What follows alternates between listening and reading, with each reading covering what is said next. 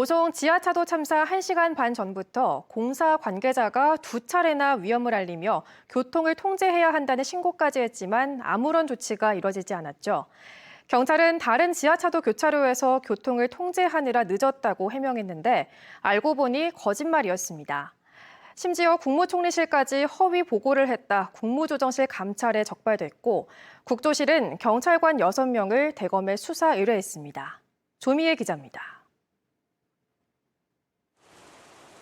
참사 당일인 지난 15일 오전 7시 58분, 경찰은 미호청교가 넘치려 한다며 궁평 지하차도가 잠길 수 있으니 차량 통제를 해달라는 공사 현장 감리단장의 두 번째 112 신고를 받았습니다.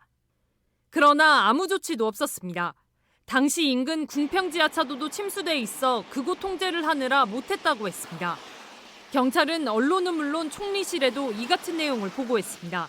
이제 궁평 교차로에 한 명이 있고 거기서 교통관리 근무를 하고 순찰차는 그때 이제 신고 때문에 감리단장의 신고를 받고 참사 현장이 아닌 이 오송 궁평 1 지하차도 인근 교차로에서 교통통제를 하고 있었다던 경찰.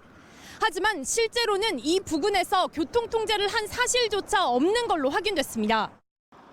7시 4분에 접수된 첫 번째 신고는 장소가 특정되지 않은 데다 비긴급 신고인 코드 3으로 분류돼 출동하지 않았고 지하차도라고 구체화한 두 번째 신고는 현장 직원에게 아예 지령이 전달되지 않아 못 갔다는 게 경찰의 달라진 주장입니다. 112에서는 태블릿 PC로 지령을 했고 무전 지령은 안 했다. 출동 오송 순찰차는 태블릿 PC도 들어온 걸 확인 못했고 무전도 받지 못했다. 그러다 보니까 58분 신고는 오송 파출소 직원의 입장에서는 인지하지 못했다. 이 같은 사실은 국무조정실 감찰 과정에서 드러났습니다. 국무조정실은 현장 경찰이 실제 출동하지 않은 채 시스템에만 출동한 것처럼 사건을 종결한 것으로 보고 있습니다. 이에 따라 관련 경찰관 6명을 대검찰청에 수사 의뢰했고 검찰은 청주지검에 수사본부를 꾸렸습니다. 저희 직원들도 피해자예요. 그러니까 그분들 말씀 안 할 권리가 있잖아요. 112 상황실에서 지령을 내렸는데 왜 현장 직원은 지령을 못 받았다는 건지, 정말 지령 전파 시스템에 문제가 있었던 건지도 살펴봐야 할 문제입니다. MBC 뉴스 조미입니다.